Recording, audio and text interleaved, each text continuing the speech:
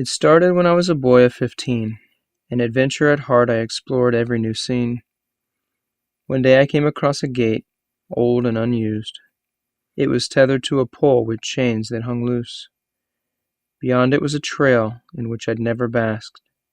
It led to a field open and vast. And in that field, golden and beautiful, stood one lonesome tree, decrepit and pitiful. In a flurry of emotions, the scene rushed upon me. Joy, fear, and hatred brought me to my knee. For the emotions I felt, I do not know why, but suddenly and strangely I started to cry. The presence of the tree felt unmistakably evil. It radiated through the field in ways unbelievable. I cannot explain how, I cannot explain why, but on that day I felt something inside me die. For on that day I lost a piece of me. My soul had been stolen by that old withering tree. Weeks and months passed, but about the tree I still thought. The mystery of the field I never forgot.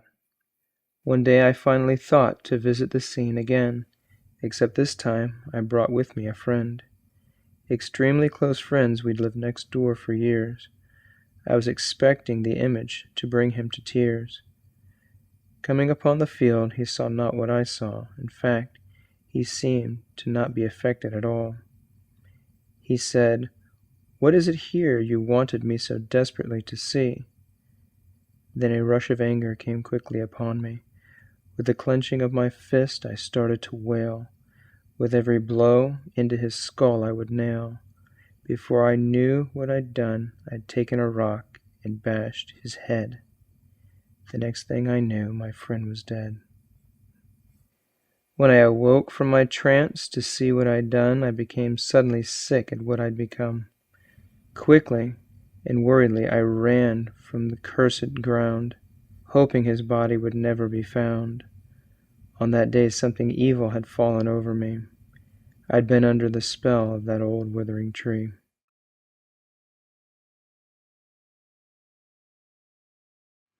Many years passed, and my friend I never forgot. I lived out my life while he lay and rot. My life by all means was perfectly normal. A wife I did not love and a job boring and formal. As work became more stressful, my patience grew shorter, lashing out at my wife around every corner. I knew that she loved me, but I did not love her back, because compared to her kindness I felt evil and black. Things got worse between us until one day I said, "Let's go for a drive, I need to clear my head." I felt as if something evil had come from within. It wanted me to suffer, it wanted me to sin. As I wrestled with myself, we sat in silence until suddenly the old gate was upon us. As I got out of my car, the air was thick with evil, and my heart turned so black it was unbelievable. As I gazed upon that big plot of land, I realized for the first time I had a knife in my hand. I stood before the field, infatuated with the tree. My wife was scared and wondered what was happening to me.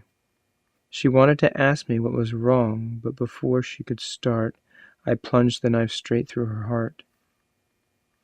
The evil of that place had once again consumed me. I had fallen again to that old withering tree.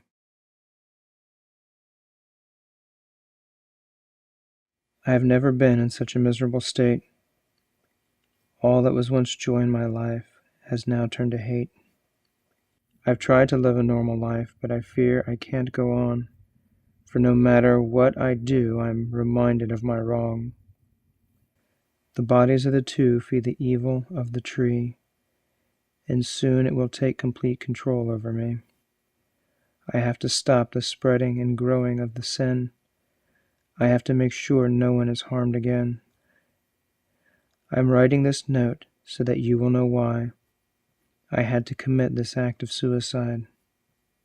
After reading this, you cannot deny that the only way to stop this is if I die. I will no longer be under this place's control. I will pay for my wrongs, by relinquishing my soul. This place will no longer have control over me. I now hang for my sins on that old withering tree.